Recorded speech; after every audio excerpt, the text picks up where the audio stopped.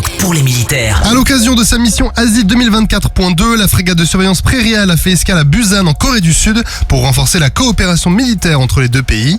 L'escale a été marquée par des échanges entre les autorités françaises et sud-coréennes et par un exercice naval conjoint entre la Prairial et le destroyer sud-coréen Choyong.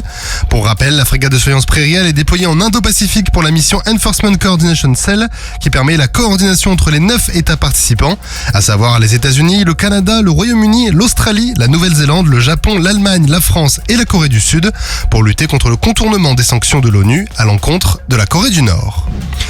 Le groupe des plongeurs démineurs de l'Atlantique a mené des essais en lien avec l'alerte nationale d'intervention en eau polluée et en collaboration avec le centre d'expertise anti-pollution de la marine. Ces tests ont été réalisés dans le bassin du centre de documentation, de recherche et d'expérimentation sur les pollutions accidentelles des eaux à Brest et visaient à prélever des matières polluantes pour analyser et protéger les plongeurs en environnement contaminé. L'exercice a intégré l'utilisation de drones sous-marins pour des interventions dans les zones les plus difficiles ou risquées. Ces appareils, qui sont équipés de caméras et de pinces, ont démontré leur efficacité, notamment pour le prélèvement de substances polluantes et le franchissement d'obstacles simulés. L'armée de terre réorganise ses capacités de guerre électronique avec la création de sections d'appui électronique au sein des régiments d'infanterie. Ces unités auront accès au projet ISIS, un système innovant conçu pour identifier, localiser et analyser les sources d'interférences radio en temps réel sur le champ de bataille. Contrairement au système complexe destiné aux spécialités, ISIS permettra aux soldats de mêlée d'obtenir une vision tactique du spectre radio pour renforcer leur capacité à opérer dans des environnements saturés de signaux ennemis.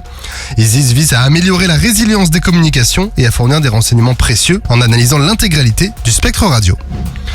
L'armée de l'air et de l'espace lance sa sélection 2025 pour recruter de nouveaux peintres officiels. Cette campagne est ouverte aux plasticiens, peintres, sculpteurs, photographes et dessinateurs passionnés par l'univers aéronautique militaire. Elle permet de devenir ambassadeur artistique de cette institution, comme cela existe aussi dans les autres.